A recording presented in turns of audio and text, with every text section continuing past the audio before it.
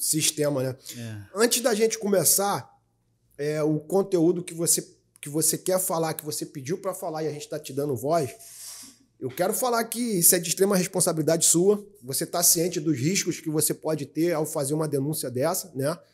Mas eu quero que nossa audiência entenda primeiro o que aconteceu com o primeiro vídeo que você fez aqui, né? Fala para nossa audiência que às vezes não assistiu o vídeo anterior, qual foi o motivo da primeira denúncia que teve aqui nesse podcast.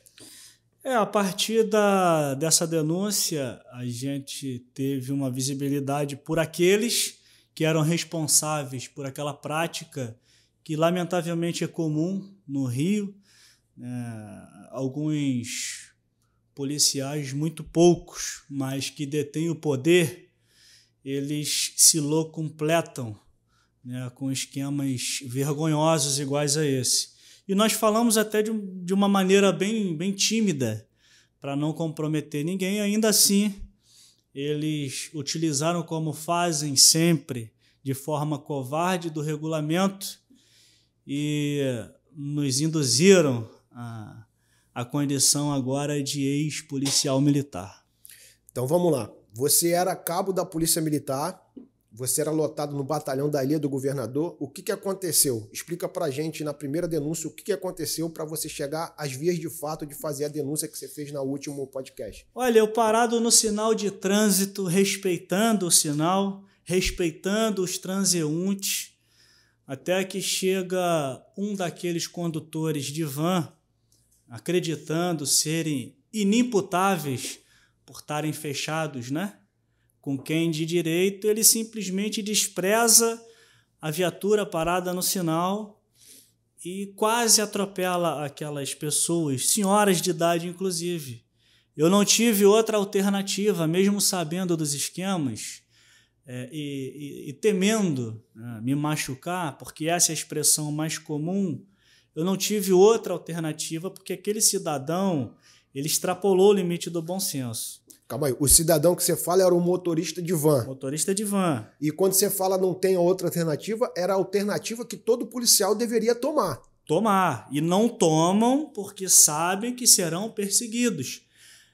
Tem um jargão muito comum dentro da polícia de que não se deve mexer na tartaruga que está no muro. Que está em cima do muro, porque se ela subiu lá, porque ela tem dono. Alguém colocou. Então você acredita hoje que a maioria dos policiais militares hoje que estão na ativa, na rua, deixam de combater certos crimes com medo de perseguição? Evidentemente. O regulamento disciplinar da polícia, ele deveria para ser educativo. Não é. Essas pessoas ruins, né, que estão na administração da corporação, que é muito bonita, eles usam esse regulamento para ditar a regra do jogo ao seu bel prazer. Saiu fora das regras que eles estabelecem, o regulamento serve como cerceamento de direito, como castigo, como expulsão, inclusive. Isso você fala de oficiais da corporação da Polícia Militar do Estado do Rio de Janeiro. Uma meia dúzia. Eu disse na outra, minoria. Uma minoria, mas essa minoria que é colocada em posições de comando.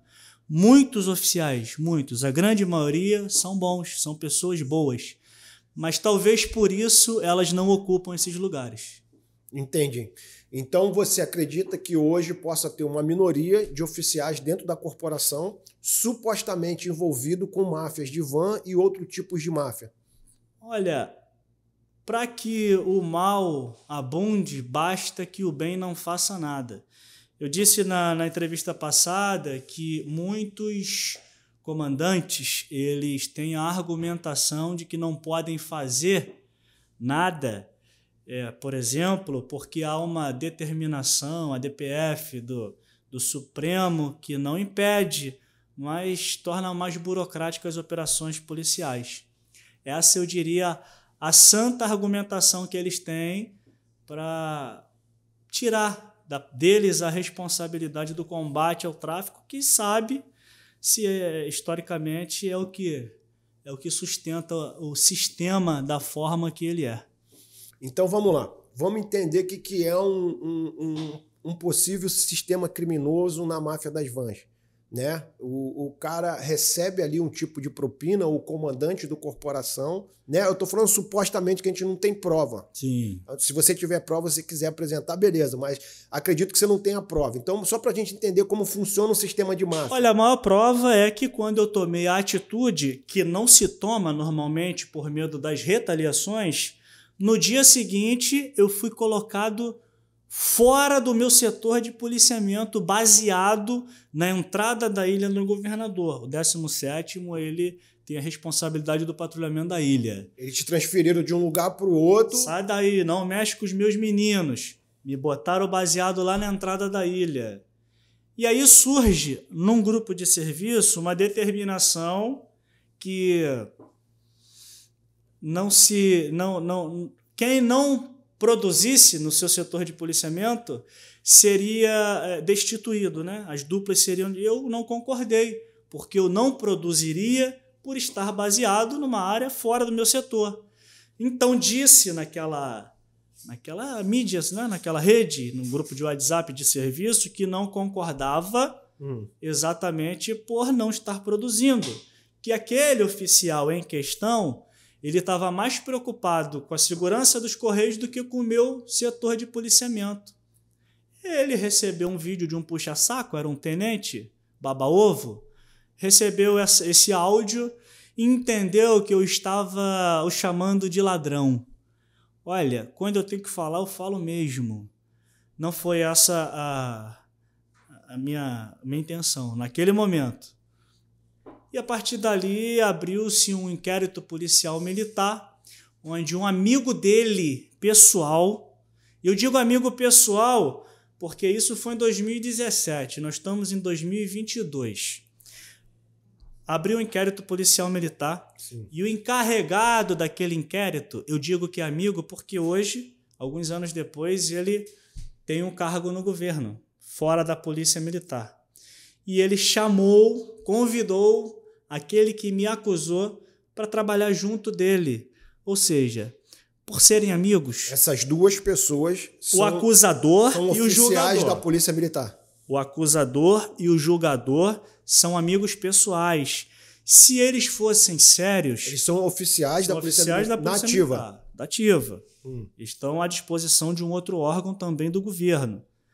Como são amigos, e inclusive o comandante do batalhão da época é amigo também, e tem várias fotos deles aí nas redes sociais, né? E no momento oportuno nós vamos mostrar. Ele deveria se abster, né? Porque aí ele quebra o princípio da impessoalidade. Esse é o primeiro ponto daquilo que está errado dentro do processo desde o seu início. E nos conduziram a esse inquérito policial militar e decidiram eles que eu tinha cometido crime de natureza grave, caluniado o então major da polícia. Por aquela minha expressão, ele está mais preocupado com a segurança dos Correios.